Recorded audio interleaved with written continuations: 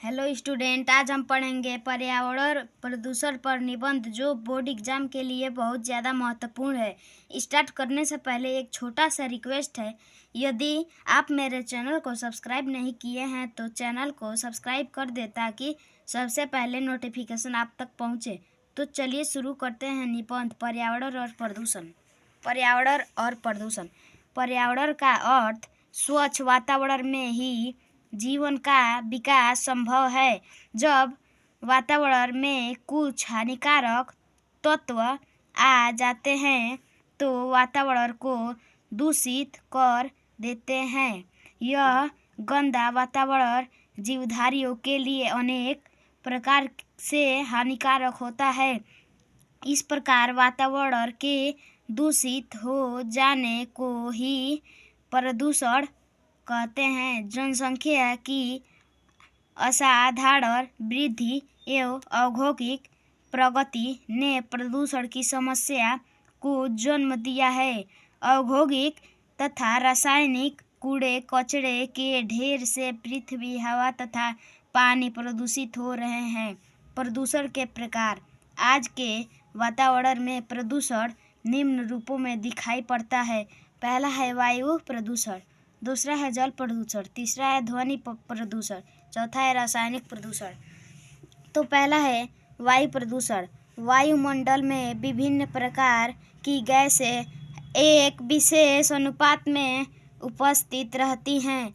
जीवधारी अपनी क्रियाओं द्वारा ऑक्सीजन और कार्बन डाइऑक्साइड छोड़ते रहते हैं। हरे पौधे प्रकाश की उपस्थिति में कार्बन डाइऑक्साइड लेकर ऑक्सीजन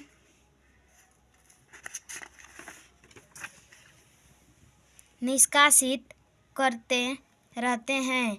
इससे वातावरण में ऑक्सीजन और कार्बन डाइऑक्साइड का संतुलन बना रहता है, किंतु मानव अपने अज्ञानवश और आवश्यकता के नाम पर इस संतुलन को नष्ट करता रहता है। दूसरा है जल प्रदूषण।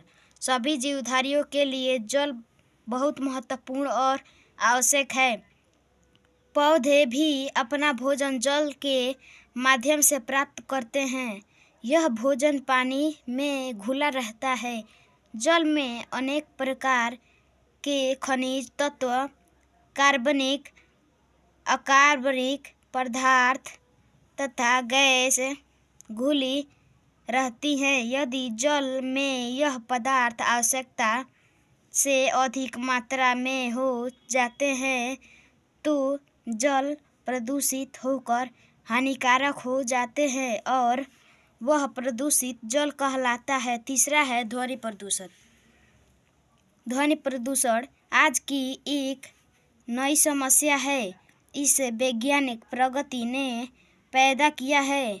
मोटर, कार, ट्रैक्टर, जेट विमान, कारखानों के सायरन, मशीनें तथा लाउड स्पीकर आदि ध्वनि के संतुलन को बिगाड़ कर ध्वनि प्रदूषण उत्पन्न करते हैं। तेज ध्वनि में श्रवण शक्ति का ह्रास होता है और कार्य करने की क्षमता पर भी बुरा प्रभाव पड़ता है। चौथा है रासायनिक प्रदूषण। कारखानों से बहते हुए अपशिष्ट द्रव्यों के अलावा खाद्यान्न की उपज में वृद्धि की दृष्टि से प्रयुक्त कीटनाशक दवाइयों से और रासायनिक खादों से भी स्वास्थ्य पर प्रतिकूल प्रभाव पड़ता है।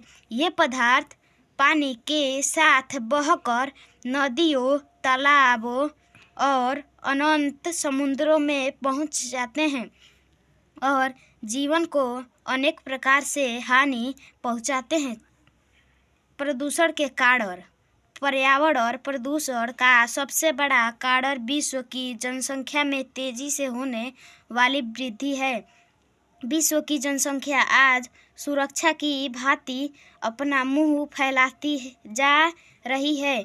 जनसंख्या में जिस तेजी के साथ विस्तार होता है जा रहा है, उतनी ही तेजी से आदमी की सुविधाओं में ह्रास होता जा रहा है।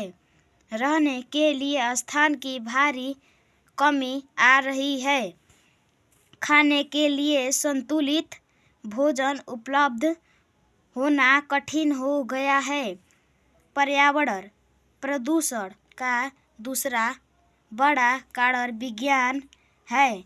विज्ञान के आविष्कार जहां मानव जाति के लिए वरदान स्वरूप सिद्ध हुए हैं।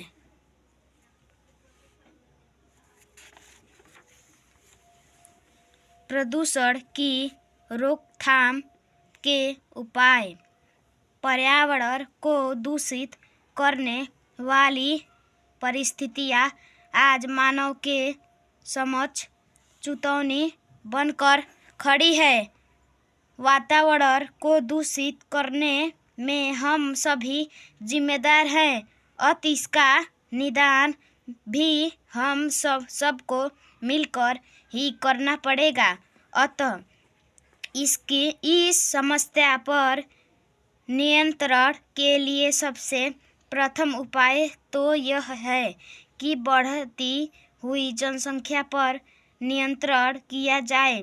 सीमित जनसंख्या रहने से पर्यावरण दूषित होने की संभावना कम हो रहेगी। साथ ही अधिक से अधिक वृक्षारोपण भी पर्यावरण को स्वच्छ बनाने में मदद करता है और उस जगह का वातावरण भी सुंदर होगा। उपसंहार उपयुक्त उपायों से हम वातावरण को शुद्ध बनाए रख सकते हैं। पर्यावरण प्रदूषण की समस्या सारे विश्व में है। इससे कोई भी देश या क्षेत्र बच नहीं सकता। अतः इस समस्या को सामूहिक रूप से सुलझाने का प्रयत्न करना चाहिए। तो दोस्तों, ये वीडियो लगा अच्छा होगा तो कमेंट में प्लीज़ बताइएगा ज़रूर।